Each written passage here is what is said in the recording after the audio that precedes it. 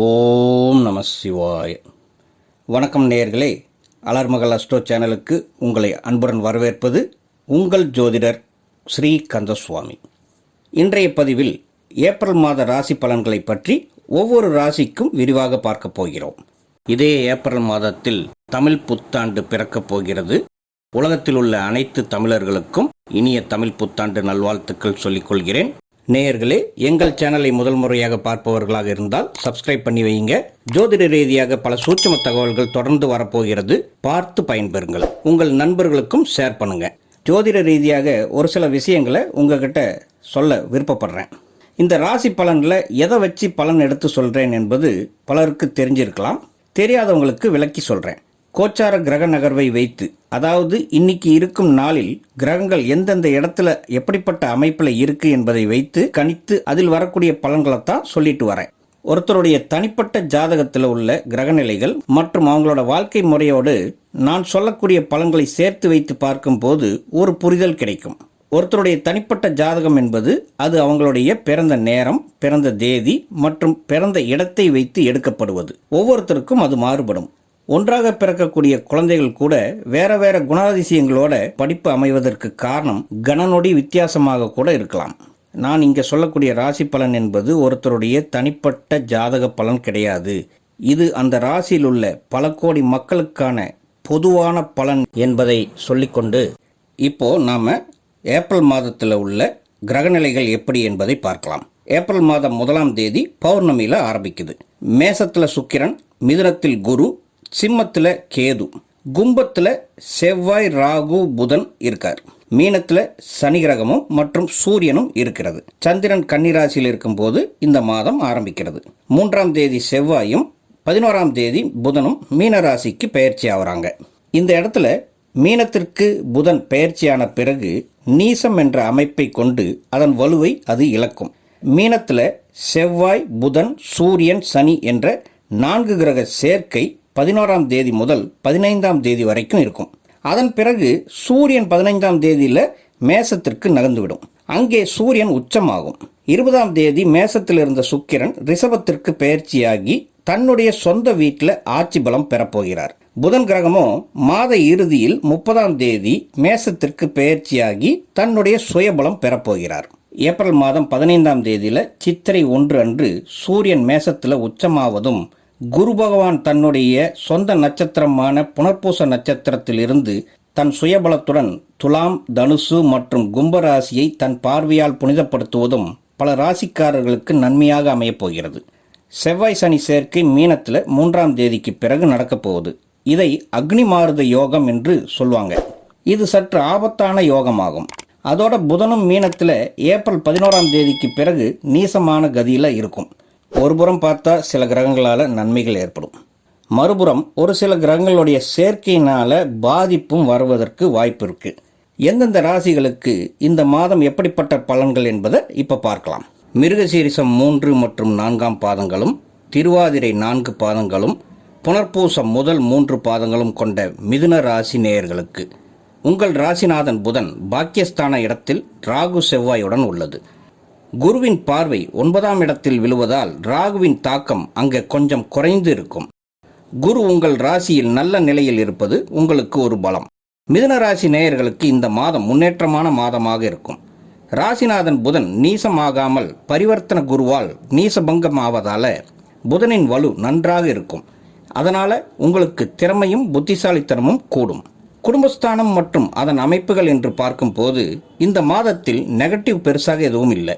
குடும்பத்தில் தாயின் ஆதரவு போன மாதத்தை காட்டிலும் இந்த மாதம் கொஞ்சம் முன்னேற்றம் இருக்கும். தந்தையுடனான உறவுகளில் தான் கவனம் வேண்டும். தந்தையை குறிக்கக்கூடிய சூரியன் சனியோட சேர்ந்து இருக்கு. கருத்து மோதல்கள் வர வாய்ப்பு இருக்கு. இந்த பாதிப்பும் ஏப்ரல் 14ஆம் தேதி வரைக்கும் தான். அப்புறமா சூரியன் லாபஸ்தானமான மேசத்தில் உச்சமாவதால பிரச்சனைகள் சீராகும். அதோட தந்தைக்கு ஆரோக்கியத்திலும் முதல் பாதியில் கவனம் வேண்டும். இதை தவிர கணவன் மனைவி உறவுல அந்யோன்யம் நன்றாகவே இருக்கும். குழந்தைகளாலும் சந்தோஷம் உண்டாகும். குடும்பத்தில் சுப நிகழ்ச்சி நடப்பதற்கான அமைப்பு, உறவினர்கள் வருகை அனைத்தும் நல்லபடியாக நடக்கும். குடும்பத்தில் தந்தை சார்ந்த விஷயங்கள் தவிர அனைத்தும் சேஃப் சைடில் தான் காட்டுகிறது. பெண்களுக்கு புதிதாக ஆடை ஆபரணங்கள் சேரும் யோகம் உண்டு. குடும்ப நிர்வாகத்தில் சிக்கனமாக இருக்க ட்ரை பண்ணுங்க. இந்த மாதம் உங்கள் கவனத்தை மீறி செலவுகள் கூட வாய்ப்பு இருக்குது. உறவினர்களுடன் பேசும்போது கொஞ்சம் நிதானமாக கவனமாக பேசுங்க. புதன் மீனத்தில் இருக்குது. செவ்வாய் சனி சேர்க்கை தரும் அக்னிமாருத யோகம் பாதிப்பை தரும் யோகம் என்பதால் பேச்சில் கவனம் முக்கியம். மே மாதத்திற்கு பிறகு இந்த தாக்கம் குறைந்துவிடும். வேலைக்கு செல்லும் பெண்களுக்கு ஆஃபீஸில் மதிப்பும் மரியாதையும் உயரும். பதவி உயர்வு அல்லது பாராட்டுக்கள் கிடைக்க வாய்ப்புள்ளது. திருமணத்திற்கு வரன் பார்க்கும் மிதுன ராசி அன்பர்களுக்கு குரு பகவான் வக்ர நிவர்த்தியாகி ராசியில் தன் சுயபலத்துடன் இருந்து உங்கள் 7ஆம் இடத்தை பார்ப்பது ஒரு வகையில் சிறப்பு. 5 கூடிய சுக்கிரனும் 11ஆம் இடத்தில் இருந்து அந்த 5ஆம் வீட்டையே பார்ப்பதால் நல்ல வரன்கள் வர ஆரம்பிக்கும். இந்த வருடத்திற்குள் திருமணம் நடக்கும் யோகம் உள்ளது. புத்திர பாக்கியத்திற்கும் இந்த மாதம் குரு 5ஆம் வீட்டை பார்ப்பதாலும் அதே இடத்தை 5ஆம் வீட்டுக்கு அதிபதி சுக்கிரனும் பார்ப்பதால் மிதுன ராசி பெண்களுக்கு இயற்கையாகவே கருத்தரிக்கும் அமைப்பு காட்டுகிறது. அடுத்து மிதுன ராசியில் பிறந்த மாணவர்களுக்கு கல்வியில் கூடுதல் கவனம் தேவை. கொஞ்சம் கவனச்சிதறல்கள் அல்லது ஞாபக மறதி ஏற்பட வாய்ப்புள்ளதால் படித்ததை எழுதி பார்ப்பது நல்லது, அல்லது அதிகாலையில் படிப்பதை பழக்கப்படுத்திக் கொள்வது நல்லதாகும். போட்டித் தேர்வுகளுக்கு தயாராகும் மாணவர்களுக்கு தடைகள் பல வந்தாலும் பிடிவாதமாக உழைப்பை போட்டால் மட்டும்தான் வெற்றியை பார்க்க முடியும். சூரியன் சனி மற்றும் செவ்வாய் சனி இணைவு உங்களுக்கு சாதகமாக இல்லை. தொழில் மற்றும் வியாபாரம் செய்பவர்களுக்கு 10ஆம் இடத்தில் கர்மகாரகனான சனி இருப்பதால் தொழிலில் பொறுப்புகள் கூடும். புதிய முதலீடுகள் செய்ய தூண்டும். அதே சமயம் கூட செவ்வாயும் சூரியனும் இருப்பதால் நீங்கள் எடுக்கும் முடிவுகள் தவறாக வாய்ப்புகள் இருக்கிறது. கவனம் தேவை. இன்வெஸ்ட்மெண்ட் விஷயங்களில் ரொம்பவே கவனம் தேவை. இந்த மாதத்தில் ஷேர் மார்க்கெட் போன்ற யூகத் தொழில் செய்பவர்களுக்கும் பண இழப்பு ஏற்பட வாய்ப்புகள் உண்டு. கவனமாக இருங்கள். கூட்டுத் தொழில் செய்பவர்களுக்கு பார்ட்னர்களோட மனஸ்தாபங்கள் ஏற்பட வாய்ப்பு இருக்குது. விட்டு கொடுத்து போங்க.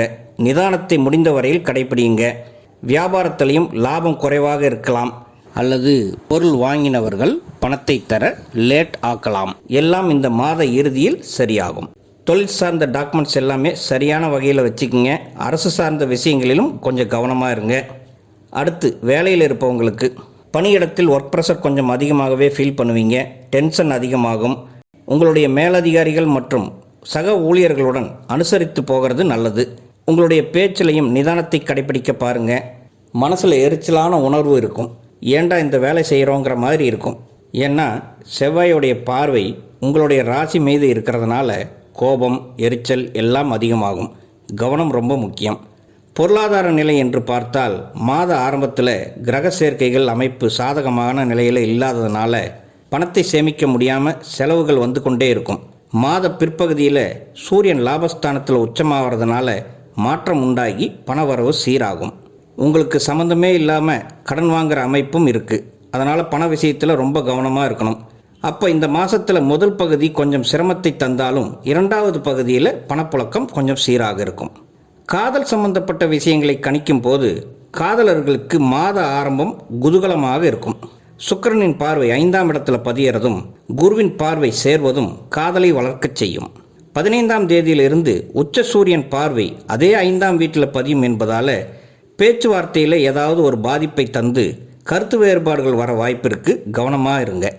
தைரிய வீரியஸ்தான அதிபதியான சூரியன் இந்த மாதம் ஆரம்பத்தில் ஜீவனஸ்தானத்திலையும் பிறகு லாபஸ்தானத்திலையும் மாறுவது குடும்பத்தில் உங்களின் இளைய சகோதர சகோதரிகளோட உறவை பலப்படுத்தும். அவங்களால உங்களுக்கு ஏதாவது ஆதாயமும் கிடைக்கும். உங்களுக்கு இந்த மாதம் தைரியமும் அதிகமாகும். அதை சரியாக பயன்படுத்திக்க பாருங்க. சின்ன சின்ன பயணங்கள் ஏற்படும். அதில் ஆதாயமும் கிடைக்கும். வயதான மூத்த குடிமக்களுக்கு உடல் உஷ்ண பாதிப்புகள் வர வாய்ப்புள்ளதால் நீண்ட தூர பயணங்கள் செல்வதை தவிர்ப்பது நல்லது. ஆன்மீக நாட்டத்துடன் இருப்பதும் அதிகாலை நடைப்பயிற்சி மேற்கொள்வதும் உங்கள் ஆரோக்கியத்தை மேம்படுத்தும். ஆரோக்கியம் என்று பார்க்கும்போது உடல் வலிகள் ஆங்காங்கே வர வாய்ப்புள்ளது. ருண ரோக சத்ருஸ்தான அதிபதி செவ்வாய் ஜீவனஸ்தானமான 10ஆம் வீட்டில் சனியுடன் இணைவது நெருப்பும் வாயுவும் சேரக்கூடிய அமைப்பாகும்.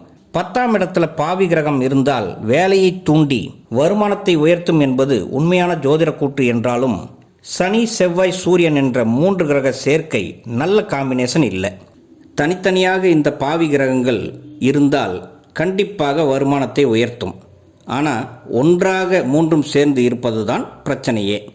இதனால் மிதுனராசி அன்பர்களுக்கு கால் மூட்டு தொடர்பான வலிகள், ஜவ்வுகளில் பாதிப்பு, கணுக்கால் பாதங்களில் அடிபடுதல், சிலருக்கு இரத்த காயம் ஏற்படவும் வாய்ப்புகள் உள்ளது. உறக்கம் பாதிப்பு, மன அழுத்தம், அலைச்சல்களால் உடல் சோர்வு ஏற்படவும் வாய்ப்புள்ளது என்பதால் கூடுதல் கவனம் தேவை. உங்களுடைய மிதுன ராசிக்கு கர்மகாரகனான சனி பகவான் கர்மஸ்தானமான 10ஆம் வீட்டில் அமர்ந்திருப்பதால் மாதத்தில் வரும் வளர்பிறை நாட்களில் சனிக்கிழமைகளில் சனி பகவானுக்கு நல்லெண்ணெய் தீபம் ஏற்றி வழிபட்டு அதோடு ஆஞ்சநேயரையும் வழிபட்டு வருவது உங்களின் கெட்ட கர்ம வினைகளை நீக்கும். முடிந்தால் ஆஞ்சநேயருக்கு வெற்றிலை மாலை அணிவித்து வழிபட்டு வாருங்கள். உங்களுக்கு பெரியோர்களின் ஆசீர்வாதம் நல்ல பாசிட்டிவ் எனர்ஜியை தரும், உங்களின் வளர்ச்சியையும் கூட்டும். அதனால் குடும்பத்தில் உள்ள பெரியவர்களிடம் நல்ல நாட்களில் ஆசீர்வாதம் வாங்க மறக்காதீங்க. உங்களுக்கு 9, 10 மற்றும் 11ஆம் தேதியில் சந்திராஷ்டமம் வருவதால் அந்த நாட்களில் புதிய முயற்சிகள் மற்றும் புதிய முதலீடுகளை தவிர்ப்பது நல்லதாகும். நீண்ட தூர பயணமும் தள்ளி போடுவது நன்மையை தரும். நேயர்களே, அலர்மகள் சேனலை புதுசாக பார்ப்பவர்களாக இருந்தால் சப்ஸ்கிரைப் பண்ணிக்கோங்க. உங்களுடைய மேலான கருத்துக்களை கமெண்ட்ஸில் பதிவிடுங்க. உங்கள் தனிப்பட்ட ஜாதக பலன்களை பார்க்க எங்கள் வாட்ஸ்அப் எண்ணிற்கு மெசேஜ் பண்ணுங்கள். சிறு கட்டணத்திற்கு உட்பட்டதுதான். நன்றி. வாழ்க வளமுடன். ஓம் நம சிவாய.